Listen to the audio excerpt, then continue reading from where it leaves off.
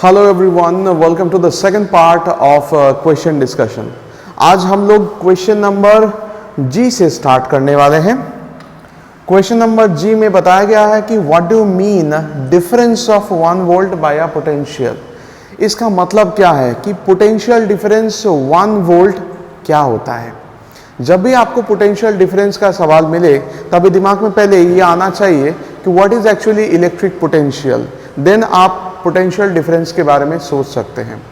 We know about electric potential कि किसी भी एक चार्ज को इन्फिनिटी से, मतलब इलेक्ट्रिक फील्ड के बाहर से अगर आप इलेक्ट्रिक फील्ड में लाना चाहते हो तो आपको जितना अमाउंट ऑफ वर्क डन करना होता है divided by the value of charge, that is electric potential, right. तो पोटेंशियल डिफरेंस का मतलब क्या होगा, मतलब इलेक्ट्रिक फील्ड में किसी भी दो पॉइंट के बीच अगर आप एक चार्ज को मूव करवाओगे तो आपको वर्क डन करना पड़ेगा। इलेक्ट्रिक पोटेंशियल बताने के टाइम पे ये ध्यान रहे कि चार्ज को आप इन्फिनिटी से इलेक्ट्रिक फील्ड में ला रहे हो तो उसके लिए जितना वर्क डन आपने किया divided by the value of charge, that is electric potential. Potential difference जब आपको बताना हो तो दो पॉइंट आप ले लो इलेक्ट्रिक फील्ड में। दिखाते हैं कैसे। तो इलेक्ट्रिक फील्ड में हम अगर दो पॉइंट ले लेते हैं तो मान लेते हैं कोई इलेक्ट्रिक फील्ड का रीजन है, इसमें मैंने दो पॉइंट ले लिया, ये मेरा पॉइंट ए, ये मेरा पॉइंट बी। तो मुझे दोनों का पोटेंशियल मानना पड़ेगा। तो मान लेते हैं ए पॉइंट का पोटेंशियल होगा V of A, B point का पोटेंशियल होगा वी ऑफ बी। तो कोई एक चार्ज को आप तभी मूव करवा सकते हो जब दोनों के बीच में पोटेंशियल का डिफरेंस हो, मतलब कोई एक पोटेंशियल ज्यादा कोई एक पोटेंशियल कम। तो हम लोग मान लेते हैं कि potential of the point B is greater than the potential of point A. इसका मतलब बनता है कि हम लोग मान रहे हैं कि v of b is greater then of v of a। तो इसका मतलब जब भी किसी चार्ज को आप कम पोटेंशियल से ज्यादा पोटेंशियल में लेके जाओगे आपको कुछ वर्क डन करना पड़ेगा। तो that amount of work done divided by the value of charge is the potential difference between these two points. इसका मतलब क्या लिख सकते हैं कि v ऑफ b ज्यादा पोटेंशियल माइनस ऑफ कम potential, it is equals to कितना वर्क डन किया, that is of WAB divided by the value of charge. मान लेते हैं कि मैंने Q अमाउंट ऑफ चार्ज को A पॉइंट से B पॉइंट तक लेके गया, उसकी वजह से मुझे इतना वर्क डन करना पड़ा और पोटेंशियल डिफरेंस का वैल्यू इतना आया। यहां पे मुझे क्वेश्चन कहा है कि what do you mean by the potential difference of 1 volt. अगर आपको 1 वोल्ट का पोटेंशियल डिफरेंस चाहिए, that means you must have done 1 joule of work in moving the charge from a point A to the point B in an electric field. आपने जरूर electric field के अंदर किसी भी दो पॉइंट के बीच उस 1 कूलम्ब चार्ज को एक पॉइंट से दूसरे पॉइंट तक लेके गए हैं। एक पॉइंट से दूसरे पॉइंट तक जाने में जितना आपका वर्क डन हुआ है दैट इज ऑफ 1 जूल। तो आपने वर्क डन किया 1 joule on a charge of 1 coulomb, that means the potential difference should be of 1 volt. शायद आपको समझ में आया है, मैं दोबारा बता देता हूं। पोटेंशियल डिफरेंस ऑफ 1 वोल्ट का मतलब है suppose a charge of 1 coulomb is moved from 1 point two another in an electric field and the work done is of 1 joule. अगर आपने 1 जूल का वर्क डन किया है इन moving the charge of 1 coulomb from 1 point two another in an electric field, that's the potential difference of 1 volt. इसका मतलब आप 1 volt equals to, दिमाग में ऐसा रख सकते हैं, it should B of 1 joule divided by of 1 coulomb. ये दिमाग में पहले होना चाहिए, देन आप एक्सप्लेन कर सकते हो।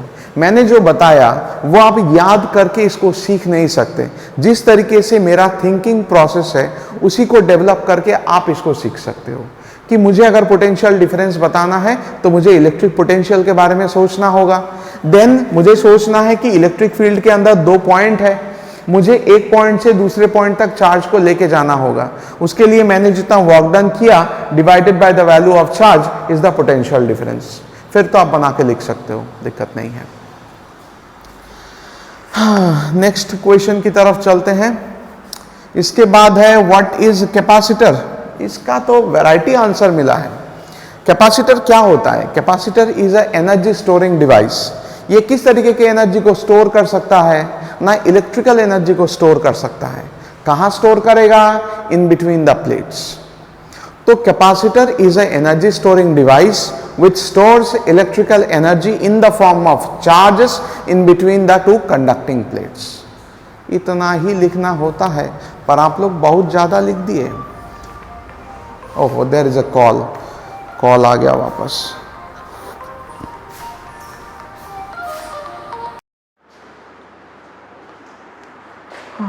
So as you know that due to the call actually we were interrupted। तो इसके बाद हम लोग शुरू करते हैं ये वाला refractive index.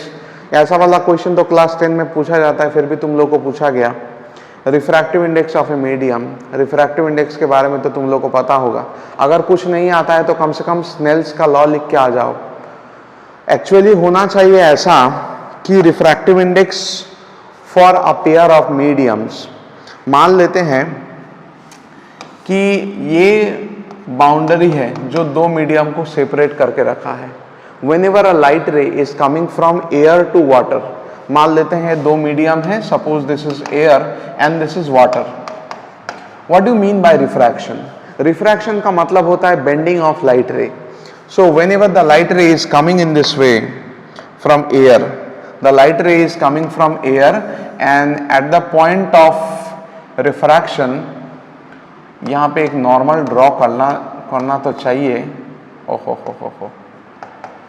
At the point of refraction, it starts to bend। जब भी वो वाटर में एंट्री करेगा तब उसका बेंडिंग होगा, इसी को रिफ्रैक्शन कहते हैं। So whenever it is bending towards the normal, we can say yes, the refraction has occurred। तो इसमें होता क्या है कि उसका स्पीड का चेंज होता है। What was the speed that was maintained by the light ray while traveling in air, the same speed is not possible to maintain in water। उसमें स्पीड घट जाता है, इसीलिए वो लाइट रे नॉर्मल की तरफ बेंड हो जाता है। That means you can say that the refractive index of this medium, it can be defined as a ratio of speed of light in air divided by speed of light in medium. Okay, इसको absolute refractive index कहा जाता है।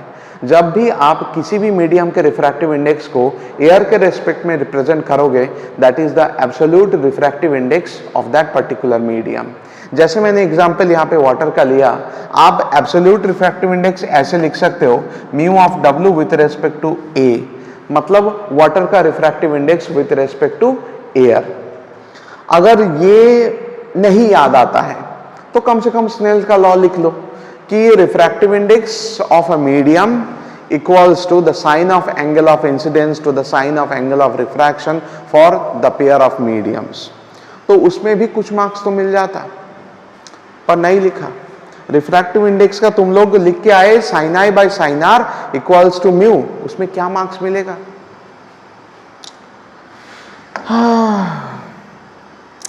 इसके बाद देखो, जिसमें सबका गलती हुआ, मिलीमीटर से मीटर में कन्वर्ट करना एक क्लास 1-2 में सिखाया जाता है, उसमें भी गलती।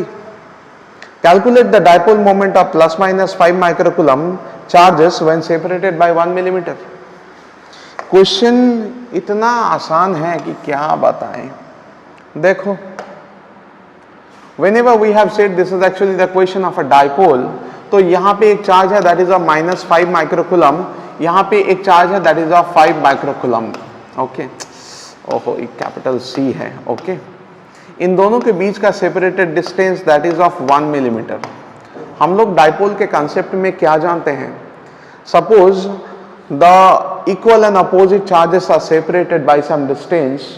इन this case the dipole moment will act from the negative charge towards the positive charge. Dipole moment हमेशा नेगेटिव टू पॉजिटिव चार्ज की तरफ काम करता है।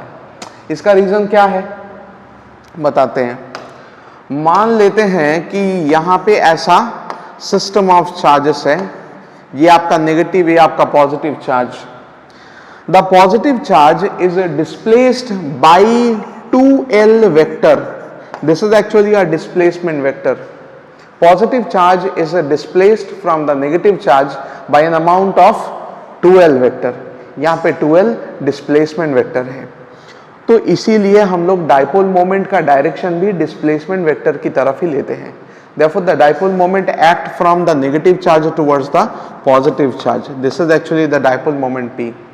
Dipole moment निकालने का रास्ता क्या है ना? Dipole moment is equals to the magnitude of the charge multiplied by the displacement vector. ये तो एक्चुअली इसका वेक्टर फॉर्म ऑफ रिप्रेजेंटेशन है. नॉर्मली अगर कहें तो P equals to Q into 2L होता है. अगर यही रूल इसमें फॉलो करें तो Q का वैल्यू दिया गया है 5 microcoulomb, that means 5 into 10 to the power -6. आप लोग चाहो तो ऐसे भी लिख सकते हो, साइड में लिख के रख दो Q इक्वल्स टू 5 माइक्रोकूलम और यहाँ पे सेपरेटेड डिस्टेंस 2L. यहाँ पे गलती से भी 2 से मल्टीप्लाई मत करने जाना इन दोनों के सेपरेटेड डिस्टेंस को, वो 2L का ही वैल्यू है. हम लोग 2L इसलिए लेते हैं ताकि डेरिवेशन में आसानी हो. अगर हम लोग बाई चांस L लेते इन दोनों के बीच के सेपरेटेड डिस्टेंस को तो डेरिवेशन के टाइम पे आप लोगों को L/2 करना पड़ता, वो और कॉम्प्लेक्स हो जाता. तो डेरिवेशन को इजी बनाने के लिए दोनों चार्जेस के बीच का डिस्टेंस 2L लिया जाता है.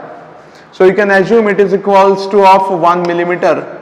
मिलीमीटर को मीटर में करने के लिए you should multiply it with 10 to the power -3, that much metre. तो अगर वैल्यू बिठा देते हैं that 1 into 10 to the power of -3, final answer कितना आएगा? Final answer will get as 5 into 10 to the power of -9, that much metre. Sorry, metre तो नहीं होगा, गलती से लिख दिया तब. It should be like coulomb metre. Dipole moment का यूनिट कूलम्ब मीटर इसलिए होता है, dipole moment equals to the product of magnitude of charge multiplied by separated distance. Charge का ऐसा यूनिट होता है कूलम्ब, डिस्टेंस का तो पता ही है मीटर, इसीलिए डाइपोल मोमेंट का ऐसा यूनिट होता है कूलम्ब मीटर. देखो आगे चलते हैं. 1 मार्क का सारा क्वेश्चन खत्म. इसके बाद क्वेश्चन नंबर 2 का पहला, what is the cause of quantization of electric charge. हम लोग क्वांटाइजेशन ऑफ इलेक्ट्रिक चार्ज तो पढ़े हैं. अब क्वांटाइजेशन का मतलब क्या है? क्वांटाइजेशन का मतलब होता है कि किसी भी एक बॉडी में जितना चार्ज है that should be in the integral number of fundamental unit of charge. इसमें पूछा है cause of quantization of electric charge, तो आपको सोचना चाहिए कि एक बॉडी को आप कैसे चार्ज कर सकते हो. वही सेम एग्जांपल लेते हैं. मान लो मेरे पास ये प्लास्टिक का मार्कर है, मैंने अपने हेयर्स में इसको ऐसे रब किया, तो उसके बाद क्या होगा कि ये प्लास्टिक बॉडी नेगेटिवली चार्ज्ड हो जाएगा because it has gained some number of electrons. मेरा ये हेयर्स पॉजिटिवली चार्ज्ड हो जाएगा because it has a tendency to lose electrons. तो जब भी इलेक्ट्रॉन ट्रांसफर होता है 3, 4, 5, 10, 12 ऐसे होल नंबर में ट्रांसफर होता है. कभी आधा 0.75 इलेक्ट्रॉन ऐसे ट्रांसफर नहीं होता है. Whenever you are transferring the electrons from one body to another, whole number of electrons or integral number of electrons are transferred. That is the reason of a quantization of electric charge. वही reason है. एक example देके अच्छे से explain कर देते ऐसे तो मार्क्स मिल जाता है. देखो अगर समझने में दिक्कत हो तो बता सकते हो. इसके ये मार्कर को छोड़ के दूसरा एग्जांपल भी ले सकते हो. If you have a glass rod and a silk cloth, वही पुराना example. Suppose you are rubbing the glass rod with the help of a silk cloth, तो what will happen? The glass rod will be positively charged and the silk cloth will be negatively charged. मान लेते हैं कि वहां पे 4 electron transfer हुआ है. Glass rod has lost 4 electrons and the silk cloth has gained 4 electrons. So that number of electrons transferred, that is always an integral multiple of the fundamental unit of charge ना. जब भी electron transfer होता है वो whole number में होता है, integral number में होता है. कभी भी आधा लाइक मतलब क्या बोले 1/4 या फिर वो 0.75% ऑफ एन इलेक्ट्रॉन ऐसे ट्रांसफर नहीं होता. That is the reason of quantization of electric charge. Electric charge अगर किसी को मिल रहा है that is due to the quantization property. इसके बाद ये तो यहाँ पे 0.2 होना चाहिए था. हम लोगों ने कैलकुलेशन करके देखा, पर क्या करें, अब दिया है और हमने भी एग्जाम टाइम में डिक्लेयर कर दिया कि तुम लोग ये 2 न्यूटन एज्यूम करके चल लो, तो ठीक है. Electrostatic force between the 2 point charges 0.4 microcoulomb and minus 0.8 microcoulomb in air is 0.2 Newton, not 0.2. What is the distance between the two charges? चलो इसको करके फटाफट दिखा देते हैं। जो लोगों ने नहीं किया उनको सीखना चाहिए। Whenever I am saying a system of two charges, suppose it is of 0.4 microcoulomb and it is of minus 0.8 microcoulomb, सही लिखा ना? एक बार देख लेते हैं। 0.4 और माइनस 0.8, हाँ, इन दोनों के बीच का सेपरेटेड डिस्टेंस कितना है वो मुझे पता नहीं। Suppose the separated distance is r metre. In this case we are going to apply coulomb's law. For the case of coulomb's law इतना तो आप लोगों को पता होगा, the force of attraction in between the two charges. मैंने attraction क्यों बोला? Because their nature is opposite, one is positively charged, another is negatively charged. The force of attraction in between the two charges is F. It is equals to the proportionality constant जो आप लोग use करते हो as K. Actually law कहता है the force of attraction or repulsion is directly proportional to the product of charges and inversely proportional to the square of the separated distance. यही था ना? तो उसी को अगर लिखते हैं तो आपको मान लेना चाहिए this is your Q1 and this is your Q2। Exam में ऐसे मत लिखना, मैं समझाने के लिए ऐसा कर रहा हूं। You have to say like Q1 let Q1 equals to इतना, Q2 इक्वल्स टू इतना, R मुझे फाइंड आउट करना है।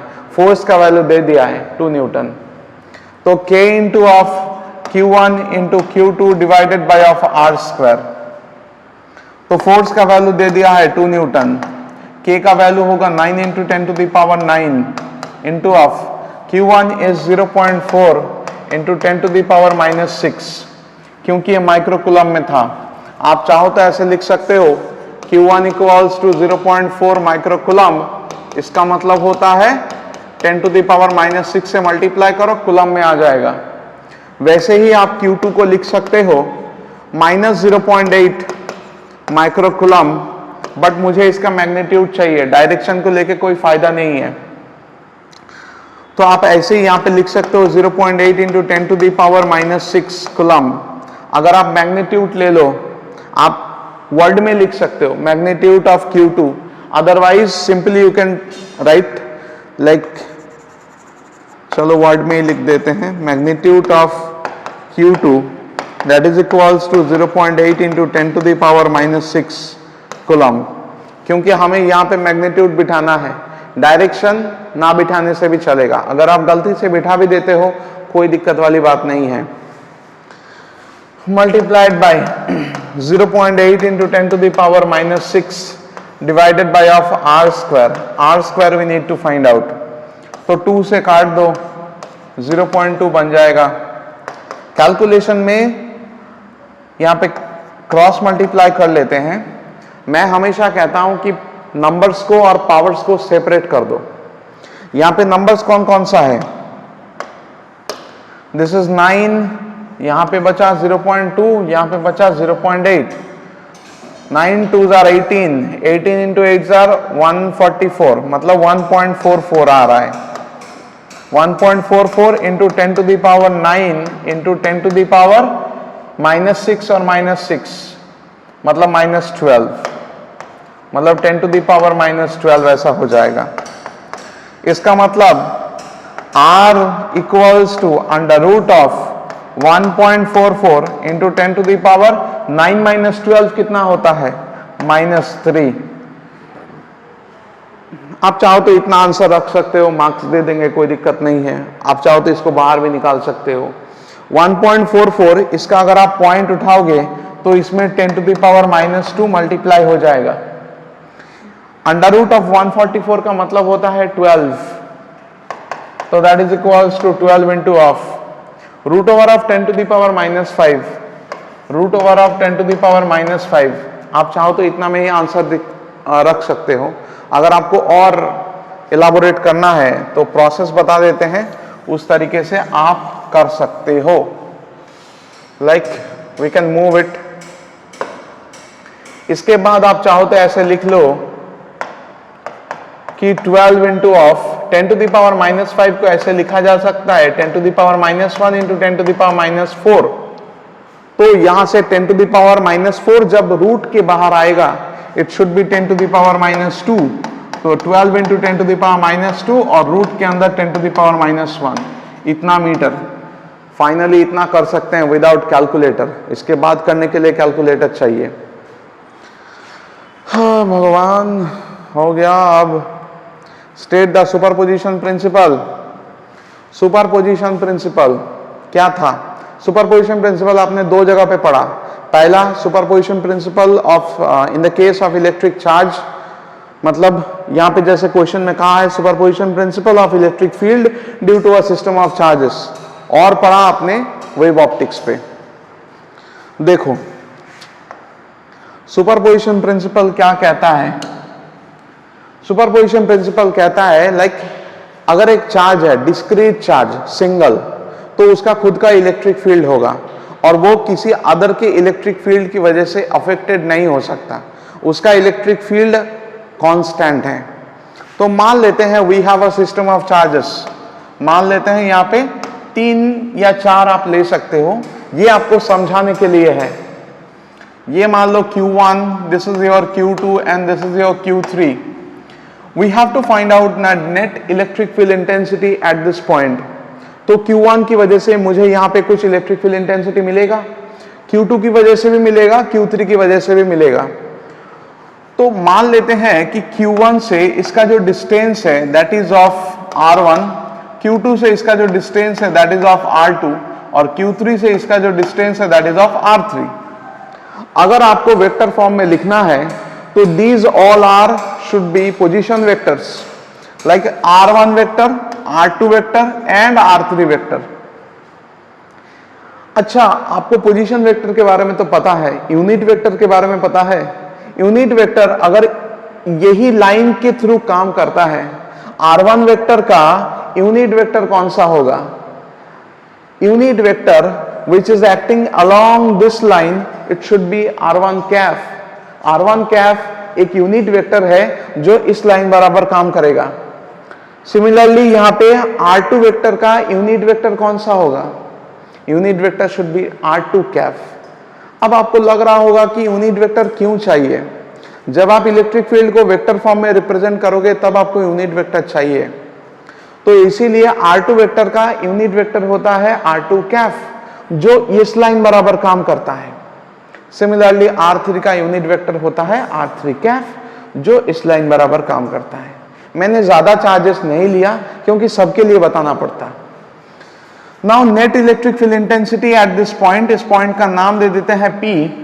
According to superposition principle it is said net electric field intensity at a point due to a system of charges will be equals to the vector sum of individual electric field intensities of the charges।